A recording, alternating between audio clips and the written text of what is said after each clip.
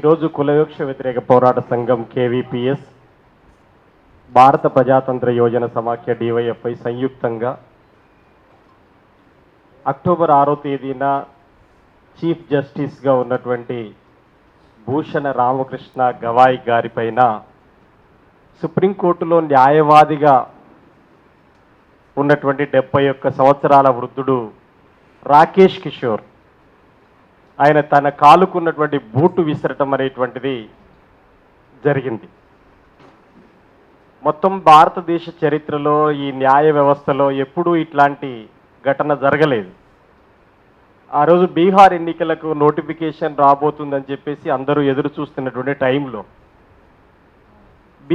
ఈ గవాయి గారిపైన ఈ చెప్పు దాడి జరిగింది. ఎందుకు ఈ దాడి జరిగింది? ఏదో క్షణికావేశంలో తొందరపడి విసిరిండు అని చెప్పేసి అని అనుకోవటానికి కూడా లేదు. ఎందుకంటే చాలా క్లియర్గా చెప్పాడు ఆయన. ఏమని చెప్పాడంటే, నాతో ఈ పని దేవుడే చేయించాడు కాబట్టి నేను దాడి చేశాను.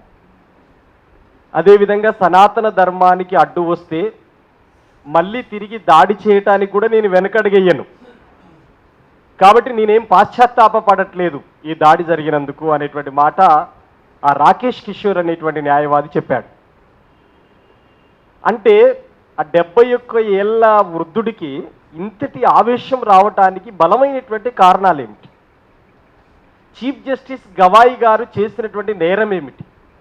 ఎందుకు ఈ దాడి జరిగింది? ఇట్లాంటి విషయాలను ఇక్కడికి వచ్చినటువంటి వివిధ సామాజిక ప్రజా సంఘాల పెద్దలు అందరూ కూడా ఆలోచించాల్సినటువంటి అవసరం ఉంది. నేను బ్రీఫ్గా కొన్ని విషయాలు తెలియజేస్తాను. ముందుగా చీఫ్ జస్టిస్ గవాయి గారు తాను ప్రమాణ స్వీకారం చేసినప్పుడు అదే సుప్రీంకోర్టు ఆవరణలో ఉన్నటువంటి డాక్టర్ బిఆర్ అంబేద్కర్ విగ్రహం కాడికి వెళ్ళి నేను ఈ ప్రధాన న్యాయమూర్తి కావటానికి మీరే మూల పురుషులు అని చెప్పేటువంటిది తాను కొనియాడటం జరిగింది.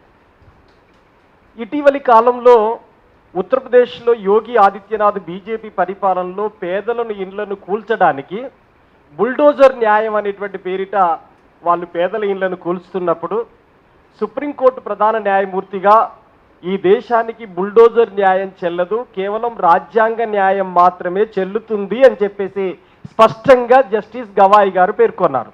ఎందుకంటే రాజ్యాంగంలో ఆర్టికల్ 21 ప్రతి మనిషి తలెత్తుకొని బ్రతకాలి, స్వేచ్ఛగా బ్రతకాలి అనేటువంటిది చట్టం చెబుతుంది. ఆర్టికల్ 21 దాని ప్రకారంగా మీరు ఇండ్లు కూల్చడానికి వీల్లేదు. ప్రభుత్వం అంటే ఇండ్లు కట్టించాలి తప్ప ఇండ్లు కూల్చడం ఏమిటి అనేటువంటిది ఆయన చెప్పాడు. ఇది ముఖ్యమైనటువంటి అంశం. అట్లాగే 1925లో ఆర్ఎస్ఎస్ ఏర్పడింది. ఆ రోజు నుంచి 2025కు 100 సంవత్సరాలు అవుతుంది. కాబట్టి 100 సంవత్సరాల వేడుకలు జరుగుతున్నాయి జాతీయంగా దేశ స్థాయిలో. ఈ పరిస్థితులలో భూషణ రామకృష్ణ గవాయి గారి తల్లి కమలాతాయి గవాయిని వాళ్ళు ఆహ్వానించారు. కానీ బేసికల్గా గవాయి వాళ్ళ కుటుంబం మహారాష్ట్రలో Republican Party of India, Ambedkar స్థాపించినటువంటి పార్టీలో వీళ్ళ తండ్రి గారు సభ్యుడిగా ఉన్నాడు. అంబేద్కర్ బౌద్ధాన్ని స్వీకరిస్తే వీళ్ళ తండ్రి కూడా బౌద్ధాన్ని స్వీకరించాడు. వాళ్ళు దాంతో కట్టుబడి ఉన్నారు. అందుకని వీళ్ళు మేము రాలేమని చెప్పేసి తేటా తెల్లం చేసి చెప్పారు. కాబట్టి ఇది కూడా మనసులో పెట్టుకున్నారు అనేటువంటిది గుర్తుపెట్టుకోవాలి. అట్లాగే మూడో ముఖ్యమైనటువంటి విషయం ఏమిటంటే, ఎప్పుడైనా లేగాని ఇప్పుడు రాకేష్ కిషోర్ విసిరిన చెప్పు వెనకాల ఉన్నటువంటి అంశాల్ని పరిశీలిస్తే, ఎప్పుడైనా సనాతన ధర్మం పేరు మీద, హిందూ ధర్మం పేరు మీద ఏమేం చేస్తున్నారని చెప్పడానికి ముఖ్యమైనటువంటి అంశాల్లో మీ అందరికీ దాని గురించి ఏం చేస్తారని చెప్పడానికి బండి సంజయ్ గారు కేంద్ర మంత్రిగా ఉన్నారు. వారు మాట్లాడినటువంటి మాట సందర్భంలోనే ఇప్పుడు రాకేష్ కిషోర్ గారు కూడా మాట్లాడారు. ఈయన ఏం చెప్పాడు ఆ రోజు? మేమందరం మసీదుల్ని తవ్వుదాము, శవాలు వస్తే మీకు ఇస్తాం, శివాలు వస్తే మాకు ఇవ్వండి అనేటువంటి మాట ఒక మంత్రిగా ఉండి రాజ్యాంగం మీద ప్రమాణం చేసిన వ్యక్తి గుళ్ళు కూల్చాలే, ఇండ్లను కూల్చాలే, ఇట్లాంటి చర్చలు. అక్కడ యోగి ఆదిత్యనాథ్ ఇండ్లను కూల్చాలే, ఈయన గుడుల్ని కూల్చాలే, మసీదులను కూల్చాలనేటువంటిది ఈయన చర్చ చేశాడు. ఇట్లా శివాలు వస్తే మేము తీసుకుంటాం, శవాలు వస్తే మీకు ఇస్తామన్నాం. కానీ అప్పటికే బొర్రా గోవర్ధన్ అని చెప్పేసి ఒక బుద్ధిస్ట్ ఆయన ఏం చెప్పాడంటే, శవాలు వస్తే వాళ్ళు తీసుకోండి, శివాలు వస్తే మీరు తీసుకోండి, కానీ బౌద్ధారామాలు వస్తే మాత్రం మాకు ఇవ్వండి అన్నాడు ఆయన. ఇప్పుడు ఇద్దరు నోళ్ళు మూశారు. అట్లనే ఇప్పుడు మధ్యప్రదేశ్లో ఖజురాహో ప్రాంతంలో ఉన్నటువంటి జవారియా టెంపుల్లో ఎప్పుడో మొఘలుల కాలంలో విష్ణుమూర్తి 7 అడుగుల విష్ణుమూర్తి విగ్రహం ఉంది, దాంట్లో ఆయన తలను తీసేశారు, కాబట్టి తలను అతుకు పెట్టాలి అనేటువంటిది పబ్లిక్ లిటిగేషన్ ఇంట్రెస్ట్ కింద ఆయన తీసుకొచ్చి పిటిషన్ వేశారు. సెప్టెంబర్ 16వ తారీఖులోనే సుప్రీంకోర్టు జడ్జిమెంట్కి బెంచ్ మీదకి వచ్చింది. అది ఆ రోజు చాలా స్పష్టంగా ఏం చెప్పారంటే, దేశంలోనే ప్రపంచంలో చాలా అందమైన సిటీస్ ఉంటాయి. మేము కూడా సోచి, రష్యాలో సోచి అందమైన సిటీ. అక్కడ చాలా శిల్పాలు, ప్రజలు చూడటానికి కావాల్సినటువంటి అనేక విగ్రహాలు ఉంటుంటాయి. ఇక్కడ కూడా మన మధ్యప్రదేశ్లో ఉన్నటువంటి జవారియా టెంపుల్ కూడా ఆర్కియాలజీ సర్వే ఆఫ్ ఇండియా కిందికి వస్తుంది. ఈ టెంపుల్ యునెస్కో, అంతర్జాతీయకు సంబంధించినటువంటి యునెస్కో కిందికి వస్తుంది ఈ టెంపుల్.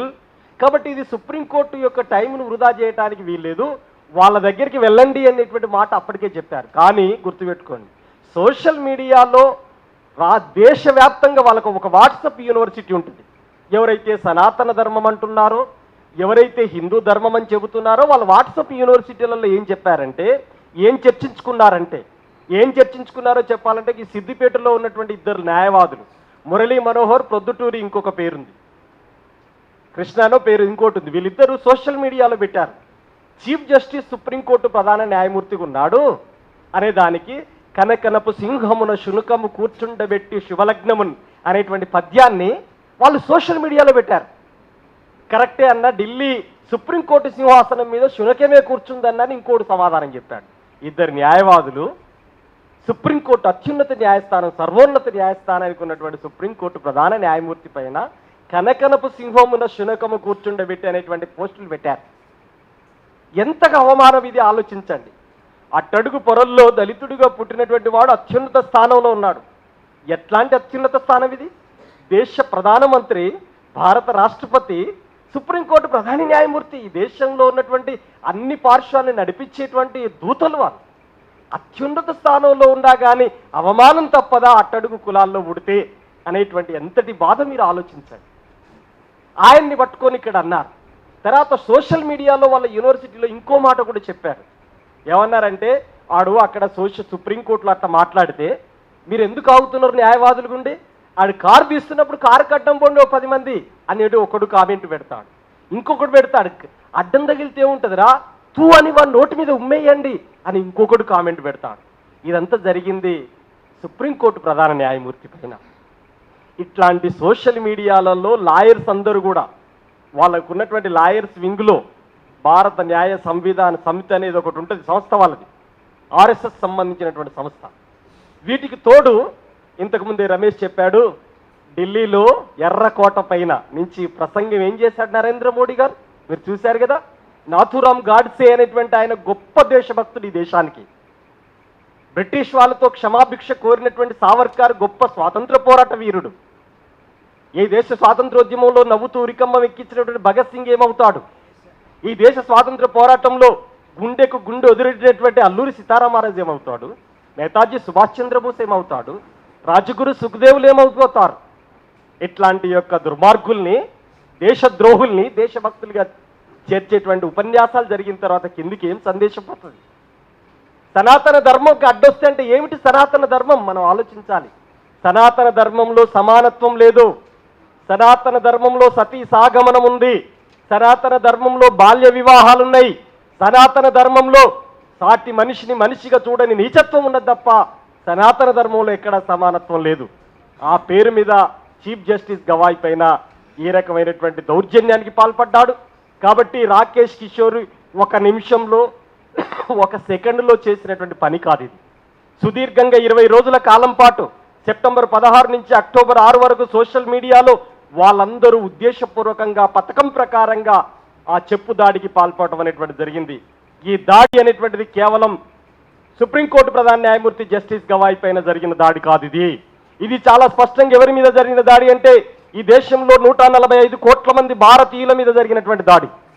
ఈ దేశంలో ఉన్నటువంటి భారత రాజ్యాంగం, ఇది ఖురాన్ కంటే, భగవద్గీత కంటే, బైబుల్ కంటే ఉన్నతమైనటువంటి మహాగ్రంథం ఇది. సంవిధాన్ దీని మీద జరిగినటువంటి గ్రంథం ఇది. అందుకని మనం ఆలోచించాలి. ఈరోజు దేశ ప్రజలందరిపైన దాడి జరుగుతుంది, ఒక ధర్మం ముసుగులో దౌర్జన్యం జరుగుతుంది. ఇది ధర్మం ముసుగులో జరుగుతున్నటువంటి దౌర్జన్యాలు, మూకదాడులు అనేది గుర్తుపెట్టుకోండి. ఇటీవలి కాలంలో పూరన్ కుమార్ అని చెప్పి శ్రీకాకుళం తెలుగు రాష్ట్రాలకు సంబంధించినటువంటి ఐపీఎస్ అధికారి ఆత్మహత్య చేసుకునేటువంటి దుస్థితి ఎందుకు ఏర్పడుతుంది దేశంలో మీరు ఆలోచించమని చెప్పి నేను కోరుతున్నాను. తన భార్య ఐఏఎస్ అధికారి, ఈయన ఐపీఎస్ అధికారి, ఒక దళితుడిగా పుట్టి ఈ స్థానంలో ఉన్నా కానీ వివక్ష అవమానం తప్పదా అని చెప్పేటువంటిది మనం ఆలోచించాలని చెప్పి నేను కోరుతున్నాను. అందుకనే మిత్రులారా, ఈరోజు సనాతన ధర్మం అంటారు. ఈ పక్కన నాగర్ కర్నూలు జిల్లా తెలకపల్లి దగ్గర ఉన్నటువంటి జంగమోనిపల్లిలో ఇటీవల దుర్గామాత ఉత్సవాలు జరిగినాయి కదా. ఆ దుర్గామాత గుడిలోకి వస్తా అని చెప్పేసినంటే ఒకడు ఊనకం ఊనుతున్నాడు, భవానీ మాత మీద ఊనకం ఊనుతున్నాడు, అనుకుంటా ఊనకం ఊడుతున్నాడు. ఏమంటాడో తెలుసా ఆయన?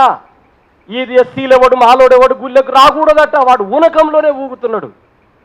ఏ ఊనకం ఊగుతున్నప్పుడు ఒక కుక్క అడ్డం వస్తే ఏమైందో సోషల్ మీడియాలో మీరు చూశారు కదా.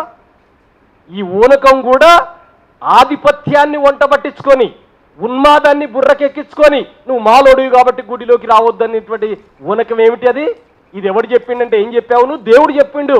నేనే దేవుణ్ణి ఊగుతున్నా, నువ్వు మాలోడివి రావద్దని చెప్తున్నటువంటి పరిస్థితి ఉంటే ఇక్కడ ఇదే కాదు, సుప్రీంకోర్టు ప్రధాన న్యాయమూర్తి ఉన్నా. దీనికంటే ముందున్నటువంటి రామ్నాథ్ కోవింద్ని కూడా పూరి జగన్నాథ్ ఆలయంలోకి రానియలేదు కదా.